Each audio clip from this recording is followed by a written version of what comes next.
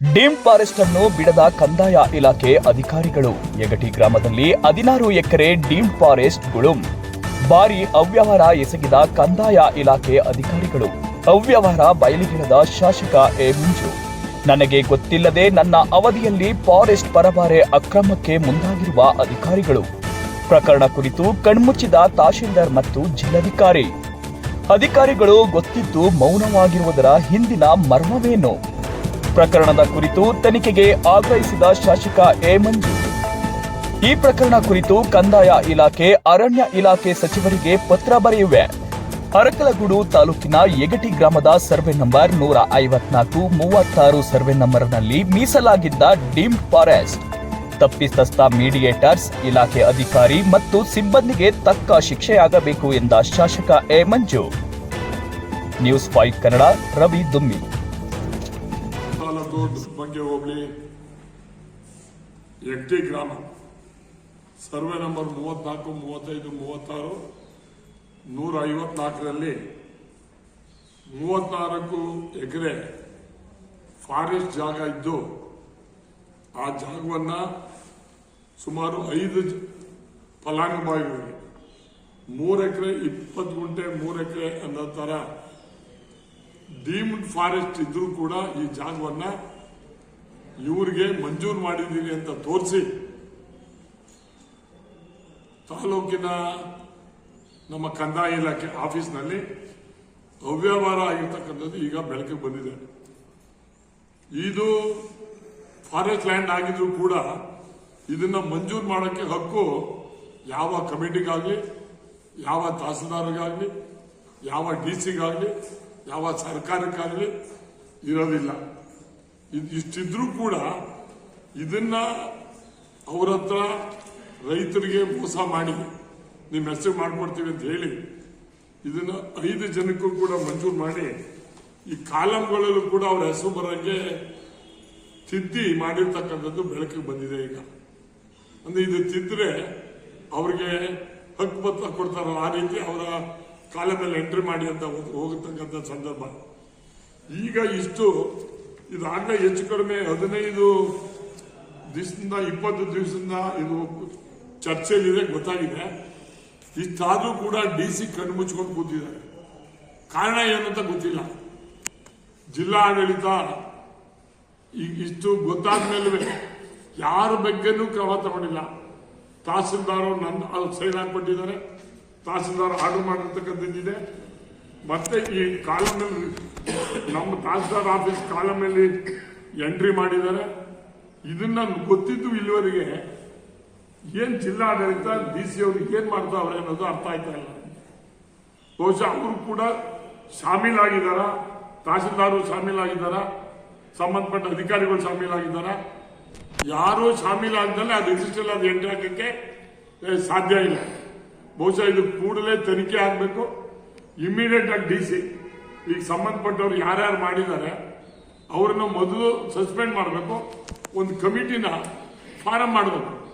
ಯಾರ್ದೋ ಹೆಸರು ನಾವು ತಹಸೀಲ್ದಾರ್ ಹೇಳ್ತಾನೆ ನಾನು ಸೈನ್ ಇಲ್ಲ ಅಂತೇಳಿ ಅವ್ನು ಸೈನ್ ಅಲ್ಲ ಅಂತಕ್ಕಂಥದ್ದು ಗೊತ್ತಾದ್ಮೇಲೆ ಅಲ್ಲಿರ್ತಕ್ಕಂಥ ಲೋವರ್ ಆಫೀಸರ್ಸು ಏನ್ ಮಾಡ್ತಾರಂತ ಅದನ್ನ ಮಾಡಿ ರಿಜಿಸ್ಟ್ರಿಗೆ ಎಂಟ್ರಿ ಮಾಡ್ತಾರೆ. ಅಂದ್ರೆ ಅರ್ಥ ಏನಂಗಾದ್ರೆ ಅಂದ್ರೆ ಎಲ್ಲರೂ ಕೂಡ ಶಾಮೀಲಾಗಿರೋದಕ್ಕೂ ಎದ್ದು ಕಾಣಿಸ್ತಾ ಇದೆ. ಫಾರೆಸ್ಟ್ ಲ್ಯಾಂಡ್ ಮಾಡೋರು ಅಂತಂದ್ರೆ ಇನ್ನು ತಹಸೀಲ್ದಾರ್ ಆಫೀಸ್ ಯಾರ್ಯಾರು ಬರ್ಕೊಡ್ತಿದ್ರು, ಹೇಳೋರು ಕೇಳೋರು ಯಾರು ಇಲ್ಲ. ಬಹುಶಃ ಇದನ್ನ ಕೂಡಲೇ ನಮ್ಮ ಕಂದಾಯ ಮಂತ್ರಿ, ಸರ್ಕಾರದ ಪ್ರಧಾನ ಕಾರ್ಯದರ್ಶಿಯರು ತನಿಖೆ ಮಾಡಿಸಿ ಸಂಬಂಧಪಟ್ಟ ಯಾರ್ಯಾರು ಇದಕ್ಕೆ ಶಾಮೀಲಾಗಿದ್ದಾರೆ ಅವ್ರನ್ನ ಸಸ್ಪೆಂಡ್ ಮಾಡಬೇಕು ಅಂತೇಳಿ ನಾನು ಒತ್ತಾಯ ಮಾಡ್ತೇನೆ. ನೀವೇ ಶಾಸಕರಾಗಿದ್ದಂತ ಅವರು ಕಮಿಟಿ ಆಗಿದೆಯಾ ಅಥವಾ ಕಮಿಟಿ ಪ್ರೆಸಿಡೆಂಟ್ಸ್ ಆಗಿದೆಯಾ ಏನಾಗಿದೆ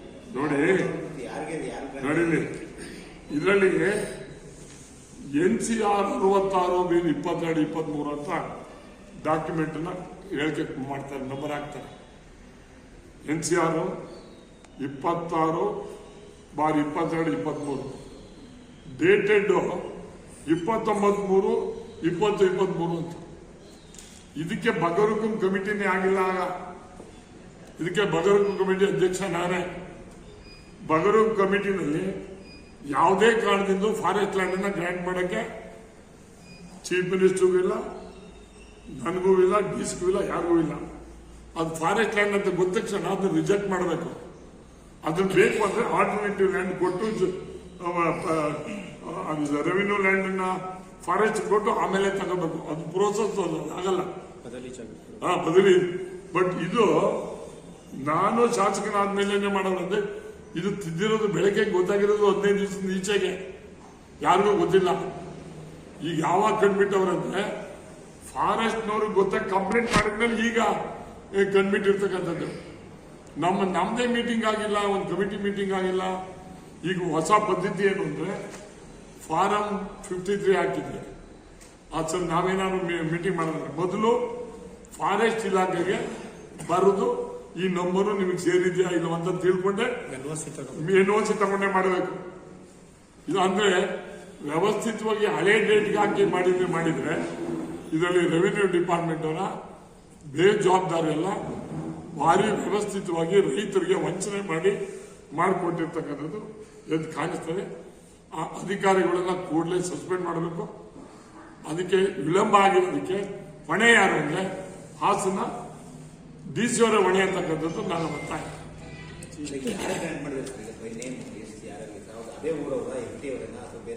ಅದೇ ಊರು ಕಾಪಿ ಕೊಟ್ಟು ಚಿಕ್ಕಮ್ಮ ಬಿನ್ ಹುಚ್ಚಿರಯ್ಯ ಅಂತ ಒಂದು ಹೆಸರು, ಮೀನಾಕ್ಷಿ ಕೋಮ್ ಶಿವಣ್ಣ ಅಂತ, ಭಾಗ್ಯ ಕೋಮ್ ಅಮರ್ನಾಥ್, ಚೊಲ್ಲರಾಜ್ ಬಿನ್ ಈರಯ್ಯ, ಚೆಲ್ವಯ್ಯ ಬಿನ್ ಕಲ್ಯಾಣ. 57 ಅಲ್ಲ, 57 ಅಲ್ಲ, ನಂಬರ್ 7 ನಂಬರ್ಗಳಲ್ಲಿ ಇದು 154 ಒಂದು 36. ಮಂಜೂರು ಮಾಡುವಾಗ ಏನಂತ ತೋರಿಸಿರ್ತಾರೆ? ಈಗ ಬಗರ್ಹುಕುಂ ತೋರಿಸ್ತಾರೆ ಅಥವಾ 57 ಅಥವಾ ಅಕ್ರಮ ಸಕ್ರಮ ಏನು ತೋರಿಸ್ತಾರೆ? NCR 66, 20, 22, 23ನೇ ತಾರೀಕು ಅವ್ರಿಗೆ ನಾವು ಇದು ಮಾಡಿದ್ವಿ ಅಂತೇಳಿ ಈ ಕಾಲ ಮೇಲೂ ಬರೆದವ್ರೆ. ಅಂದ್ರೆ ಯಾವ್ದೋ ಹಳೆ ಡೇಟ್ ಇದೆಯಲ್ಲ ಅದು ಕೆಳಗಡೆ ಹೆಸರಿಗೆ ಇವ್ರ ಹೆಸರನ್ನ ಹಾಕಿ ಮಾಡ್ಬಿಟ್ಟವ್ರೆ. ಯಾವ ಅಪ್ಲಿಕೆಂಟ್ ಅಂತ ಇವರೆಲ್ಲ ಸರ್ 5 ಜನ ಅಲ್ಲ, ಅವ್ರಿಗೆ 5 ಜನ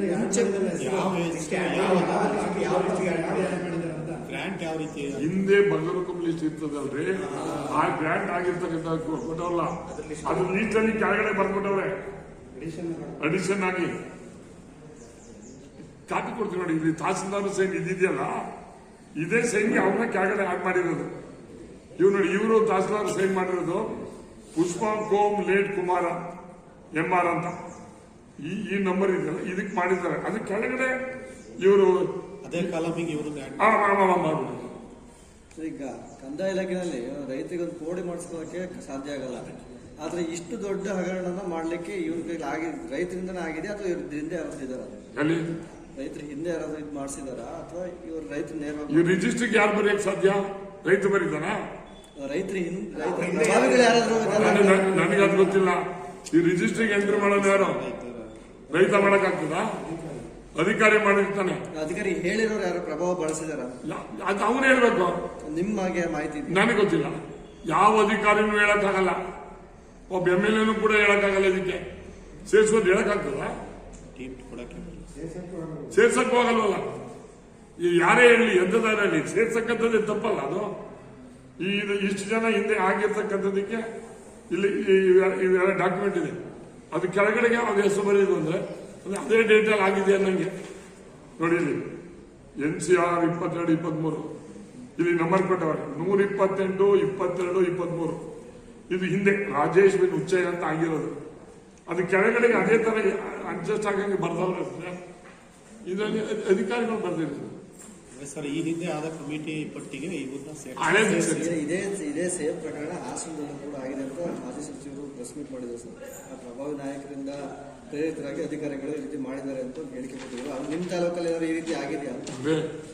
ನಾನು ಪ್ರಭಾವಿ ನಾಯಕರು ಮಾಡವ್ರೆ, ಇನ್ನೊಬ್ಬರು ಮಾಡವ್ರೆ ಅಂತ ಅವ್ರ ಮೇಲೆ ದೂರಲ್ಲ. ಅಧಿಕಾರಿಗಳು ಏನ್ ಮಾಡ್ತಾರೆ? ಸಂಬಳ ಕೊಡ್ತಾರೆ ಸರ್ ಕೆಲಸ ಮಾಡಕ್ಕೆ. ಇವರು ನಾನು ಹೇಳಿದ್ರು ಮಾಡಬಾರ್ದು, ಇನ್ನೊಬ್ರು ಹೇಳಿದ್ರು ಮಾಡಬಾರ್ದು. ಈಗ ಹಂಗ ನಾವೇನು ಹೇಳ್ಬಿಡ್ತೀವಿ ಅಧಿಕಾರ, ನಾವು ಹೇಳಿದ್ದೆಲ್ಲ ಮಾಡೋಕ್ಕಾಗ್ತದ? ಕಾನೂನಲ್ವ? ಕಾನೂನು ಬಿಟ್ಟು ಏನೋ ಮಾಡೋಕ್ಕಾಗ್ತದ? ಈ ಕಾಲಮು ಬರಿಬೇಕಾದ್ರೆ ಕಮಿಟಿನಲ್ಲೇ ತೀರ್ಮಾನ ಆಗಿ ಇಷ್ಟು ಉತ್ತಿದ್ದಾನೆ, ಇಷ್ಟು ವರ್ಷದಿಂದ ಎಂಜಾಯ್ಮೆಂಟ್ ಅಲ್ಲಿ ಇದ್ದಾರೆ, ಅಂತ ಸ್ಕೆಚ್ ಮಾಡಿ ಬರಿಬೇಕು. ಫಾರೆಸ್ಟ್ ಲ್ಯಾಂಡ್ ಅನ್ನ ನೀವು ಒಂದು ಹೆಂಗ್ ಸ್ಕೆಚ್ ಮಾಡಕ್ಕಾಗ್ತದೆ? ಈಗ ಪೊಸಿಷನ್ ಯಾರು ಫಾರೆಸ್ಟ್ ಗಿಡ ನೆಟ್ಟವ್ರಲ್ಲ, 12,000 ಗಿಡ ನೆಟ್ಟವ್ರೆ. ಸರ್, ಈಗ ಅರಣ್ಯ ಇಲಾಖೆಯವರು ಇದನ್ನ ದೂರು ಕೊಟ್ಟ ಮೇಲೆ ಗೊತ್ತಾಗಿರೋದ ಯಾವ ರೀತಿ ಗೊತ್ತಾಗಿದೆ? ಅರಣ್ಯ ಇಲಾಖೆ ಕೊಟ್ಟಿರೋದು ಕಂಪ್ಲೀಟ್. ಈಗ ಸರ್, ಈಗ ಏನು ಉದ್ದೇಶದಿಂದ ಮಾಡಿರೋದು ನಿಮ್ಗೆ ಅನುಮಾನ ಇದೆ ಸರ್? ಏನು ಉದ್ದೇಶದಿಂದ? ದೇಶ ರೈತರಿಂದ ಮೋಸ ಮಾಡೋದು, ರೈತರಿಗೆ ನೀನು ಮಾಡ್ಕೊಡ್ತೀವಿ ಅನ್ನೋದು, ದುಡ್ಡು ಇಸ್ಕೊಳ್ಳೋದು, ಅದೇ ಉದ್ದೇಶ. ಈಗ ರೈತರ ದುಡ್ಡು ಹೋಯ್ತು, ಕಾನೂನಾಗ ಅವ್ನು ಮಾಡಕ್ಕಾಗಲ್ಲ. ಈಗಾಗಲೇ ಹೆಂಗಾಗ್ಬಿಡುತ್ತೆ? ಇಲ್ಲಿ ರಾಜಕಾರಣಿ ಆಗ್ಲಿ ಇನ್ನೊಬ್ಬರಾಗ್ಲಿ ಯಾರು ಹೇಳಿದ್ರು ಅಧಿಕಾರಿಗಳು ಕಾನೂನು ಬಿಟ್ಟು ಮಾಡಕ್ಕಾಗಲ್ಲ. ಈಗ ನಾನು ಹೇಳ್ತೀನಪ್ಪ, ಫಾರೆಸ್ಟ್ ಲ್ಯಾಂಡ್ 10 ಎಕರೆ ಗ್ರಾಂಟ್ ಮಾಡಕ್ಕಾಯ್ತಲ್ಲ, ನಾನೇ ಸಮಿತಿ ಅಧ್ಯಕ್ಷ. ಕಾನೂನು ಇದೆಯಲ್ರಿ, ಫಾರೆಸ್ಟ್ ಲ್ಯಾಂಡ್ NOC ತಗೊಂಡು ಬಂದು ಮಾಡಬೇಕು ಅಂತ ಇದೆಯಲ್ಲಪ್ಪ. ಹಳೆ ಲಿಸ್ಟ್ ಇದೆ ಸರ್, ಅದು ಯಾವ ಮೀಟಿಂಗ್ ಆಗಿದೆ ಸರ್? ಯಾವ ಮೀಟಿಂಗ್? ಒಂದೊಂದು ಕಾಪಿನೇ ಕೊಟ್ಬಿಡ್ತೀನಿ ನೋಡಿ ನಾನು ನಿಮಗೆ. ಹೇಳಿ ಸರ್. ಕಮಿಟಿ ಮೋಹನ್ ಅಂತ ತಹಸೀಲ್ದಾರ್ ಸೈನ್ ಹಾಕಿರೋದು ಇದಕ್ಕೆ ಹಿಂದೆ, ಇದು ಹಿಂದೆ 23 ನಲ್ಲಿ ಒಂದು ಲೇಡಿ ಬಂದಿದ್ದಾರೆ. ಈಗ ಅವ್ರು ಬರೋದಕ್ಕಿಂತ ಮುಂಚೆ ಮೋಹನ್ ಅಂತ ಬಂದಿರೋದು.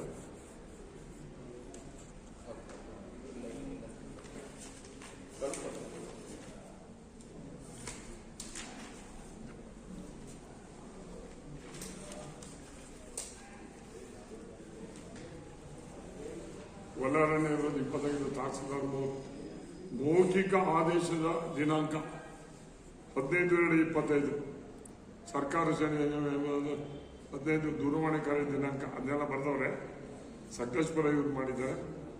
ಇದನ್ನೆಲ್ಲ ಮಾಡಿ ಸಾಗುವಳಿ ಚೀಟಿಯನ್ನು ವಿಧಿಸಲಾದ ಬಗ್ಗೆ ಕಡತದ ಸಂಖ್ಯೆ NCR 66/22 ದಿನಾಂಕ 29/3/2023 ಆದೇಶದಂತೆ ಅಧಿಕೃತ ಸಾಗುವಳಿ ಸಕ್ರಿಮೀಕರಣ ಸಮಿತಿ ಫಲಾನುಭವಿ ಸಾಗುವಳಿ ಪತ್ರ ವಿತರಣಾ 53 ಸ್ವೀಕರಿಸುವಾದ ಅರ್ಜಿ, ಆ ಅರ್ಜಿ ಆಧಾರದ ಮೇಲೆ ಬರೆದಿರೋದು. ಅದು ಹೆಸರು ಇಲ್ಲಿ ಮೋಹನ್ ಅಂತ ಅವನ ತಹಸೀಲ್ದಾರ್ ಹೆಸರು ಸಿಗ್ನೇಚರ್ ಆಗಿದೆ. ಈಗ ಅದೇ ತಹಸೀಲ್ದಾರು ನನ್ನ ಸಿಗ್ನೇಚರ್ ನನಗೆ ಗೊತ್ತಿಲ್ಲ ಅಂತ ಅವ್ರು ಹೇಳ್ತಾರೆ. ಆಮೇಲೆ ತಹಸೀಲ್ದಾರು ಕೂಡ ಫಾರೆಸ್ಟ್ ಲ್ಯಾಂಡ್ ಅನ್ನ ಮಾಡೋದು ಬರೋಕ್ಕೆ ಆಗಲ್ಲ.